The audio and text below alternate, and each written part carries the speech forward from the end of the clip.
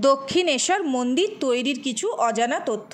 কলকাতার অদূরে গঙ্গা নদীর তীরে অবস্থিত। 1855 সালে 31শে মে স্নানযাত্রার দিন জমিদার রানী রাসমণি এই মন্দিরটি প্রতিষ্ঠা করেন। এই মন্দিরে দেবী কালীকে ভবতারিণী নামে পূজা করা হয়। আর এই মন্দিরে রামকৃষ্ণ পরমহংস কালী সাধনা করতেন। কথিত আছে রানী রাসমণি দেবী কালীর স্বপ্নাদেশ পেয়ে এই মন্দির প্রতিষ্ঠা করেছিলেন। মন্দির প্রতিষ্ঠাকালে রামকৃষ্ণ পরমহংসের দাদা রামকুমার চট্টোপাধ্যায় রানীমাকে সাহায্য করেছিলেন। রামকুমার ছিলেন মন্দিরের প্রথম পুরোহিত। 1857 থেকে 1858 সালে কিশোর রামকৃষ্ণ পরমহংস এই মন্দিরের পূজার ভার গ্রহণ করেছিলেন। পরবর্তীকালে এই মন্দিরকেই তার সাধনা ক্ষেত্র রূপে বেছে নেন। দক্ষিণেশ্বর কালীবাড়ির চত্বরে কালী মন্দির ছাড়াও একাধিক দেবদেবীর মন্দির রয়েছে। মূল মন্দিরটি নবরত্ন মন্দিরটি ছাড়াও রয়েছে 12টি শিব মন্দির।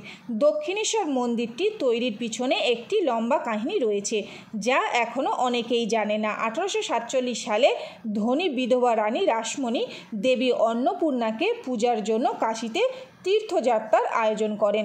24টি নৌকায় আত্মীয় স্বজন দাস দাসী নিয়ে রওনা হয়। এরপর যাত্রার পূর্বরাত্রে দেবী কালীর স্বপ্নাদেশ পান।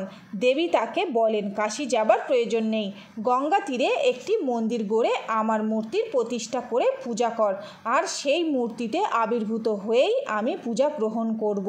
এই স্বপ্নের পর রানী রাসমণি গঙ্গা তীরে জমি ক্রয় করেন আর মন্দির নির্মাণ কাজ শুরু করেন। 1847 সালে এই মন্দিরের নির্মাণ কাজ শুরু হয় আর শেষ হয় 1855 সালে। রানীমা এই জমিটি একটি ইংরেজ জন হেস্টি নামের ব্যক্তির কাছ থেকে কিনেছিলেন। 8 বছরে 9 লক্ষ টাকা ব্যয় করে এই মন্দির নির্মিত হয়। মন্দিরের গর্ভগৃহে দেবী কালীর একটি মূর্তি রয়েছে, যা ভবতারিণী নামে পরিচিত। আর এই মূর্তিটি রূপোর তৈরি। 1000 পাপড়ি বিশিষ্ট পদ্ম সিংহাসনে স্থাপন করা হয়েছে।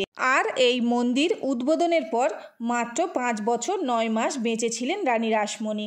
1861 সালে তিনি গুরুতর অসুস্থ হয়ে মারা যান।